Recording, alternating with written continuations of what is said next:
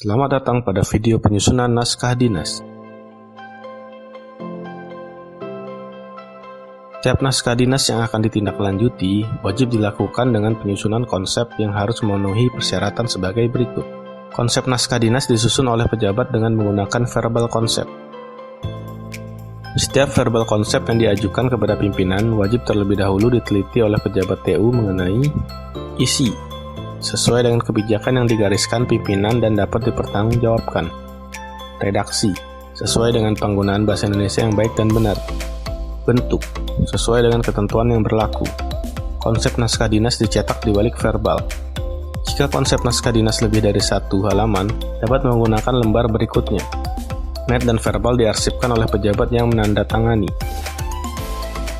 Verbal konsep naskah dinas yang berkaitan dengan pembentukan peraturan terlebih dahulu diajukan dan disetujui oleh Kepala Biro Hukum dan Organisasi, kecuali dalam hal pengangkatan pegawai. Sebagai tanda persetujuan, pejabat yang berwenang menandatangani naskah dinas, membubuhkan paraf dan tanggal pada verbal konsep naskah dinas. Pada setiap lembar draft dan net naskah dinas verbal, wajib dibubuhi paraf oleh pemeriksa di pojok kanan bawah. Naskah dinas tentang keuangan dan kebijakan yang telah disetujui oleh pejabat penandatanganan eselon 1 dan 2 pada setiap halaman naskah dinas dan lampiran diparaf oleh pejabat tata usaha dari pejabat penandatanganan tersebut. Naskah dinas yang dikirimkan adalah naskah dinas net yang tidak ada paraf persetujuan dari pejabat. Penomoran naskah dinas. Setelah naskah dinas mendapat persetujuan dari pejabat yang berwenang, konsep tersebut diregistrasi dan diberi nomor naskah dinas dan tanggal dengan menggunakan tinta warna biru basah. Penomoran naskah dinas berupa peraturan perundang-undangan hanya menggunakan nomor urut dan tahun berjalan. Format surat dinas. Net asli setiap verbal pembentukan peraturan kecuali dalam hal pengangkatan pegawai dilakukan oleh Biro Hukum dan Organisasi. Setiap arsip net asli peraturan perundang-undangan disimpan oleh Biro Hukum dan Organisasi. Untuk keseragaman tata naskah dinas, ukuran kertas yang digunakan sebagai berikut. Naskah dinas arahan menggunakan kertas F4. Selain naskah dinas arahan menggunakan kertas A4. Bentuk naskah dinas di lingkungan Kementerian Kesehatan terdiri dari 2 bentuk, yaitu naskah dinas dalam bahasa Indonesia menggunakan bentuk setengah lurus atau setengah balok atau semi-block style. Naskah dinas dalam bahasa Inggris menggunakan bentuk lurus atau bentuk balok atau block style. Jenis kertas. Untuk naskah dinas digunakan jenis kertas HVS putih 80 gram. Untuk naskah dinas yang ditandatangani oleh Menteri menggunakan kertas Conqueror. Bentuk huruf atau fonts.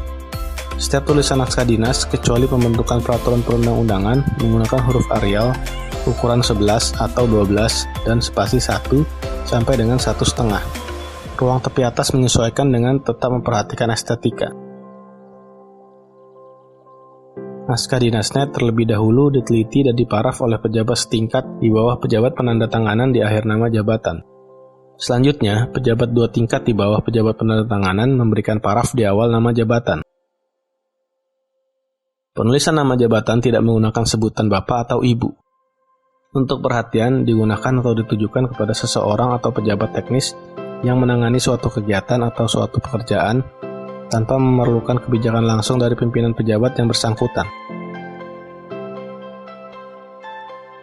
Nama unit kerja yang dipimpin oleh pejabat eselon 2 di lingkungan Kementerian Kesehatan tidak dicantumkan pada kepala surat, kecuali satuan kerja atau UPT yang alamatnya berbeda dengan alamat kantor unit utama, seperti rumah sakit vertikal, kantor kesehatan pelabuhan, balai besar, balai dan politeknik kesehatan, yaitu menggunakan kepala surat dinas nama kementerian, eselon 1, dan satuan kerja atau UPT yang bersangkutan.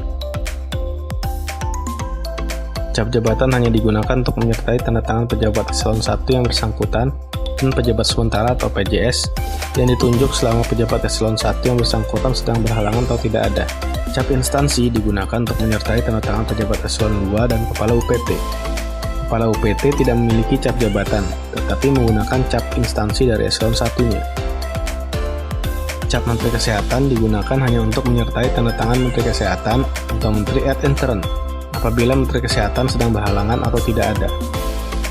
Penggunaan cap dinas berbahasa Inggris sudah tidak dipergunakan lagi. Cap atau stempel instansi Kementerian Kesehatan digunakan untuk menyertai tanda tangan pejabat eselon 1 atas nama Menteri Kesehatan. Pencantuman gelar pada naskah dinas. Untuk naskah dinas arahan yang bersifat pengaturan dan penetapan atau keputusan, tidak lagi mencantumkan gelar dan NIP, matrek kewenangan penandatanganan. Selamat, Anda telah menyelesaikan materi penyusunan naskah dinas. Sampai jumpa pada materi selanjutnya.